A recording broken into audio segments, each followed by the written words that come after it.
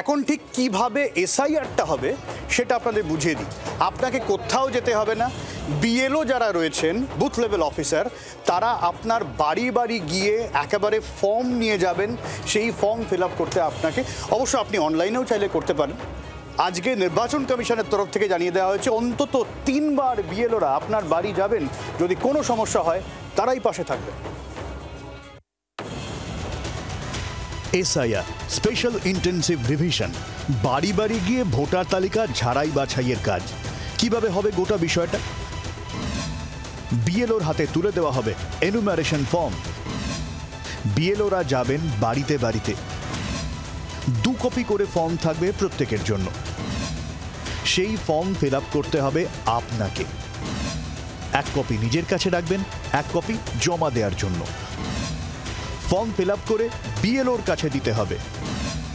হয় বিএলও ফের আসবেন বা আপনি গিয়েও জমা দিতে পারেন। কোথায় ফর্ম দেয়া যাবে জানানো হবে। নোটিফিকেশনের পর অনলাইনেও ফর্ম ফিল আপ করা যাবে। ফর্ম ফিলের পর 1 মাসের মধ্যে ফর্ম জমা পড়বে। পরের বছর শুরুতে খসড়া ভোটার তালিকা তৈরি হতে পারে। এর পরেও 1 মাস সময় দেওয়া হবে। আপনার যদি কোথাও আপত্তি থাকে, খসড়া তালিকা চ্যালেঞ্জ করতে পারবেন। অনলাইনে বা সংশ্লিষ্ট দপ্তরে গিয়ে সমস্যা জানানো যেতে পারে।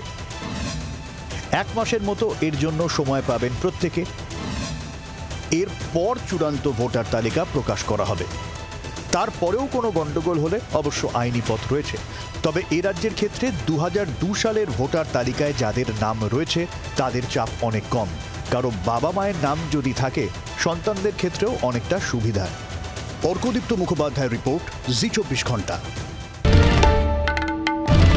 বাংলার আওয়াজ, বাঙালির আবেগ, জি 24 ঘন্টা।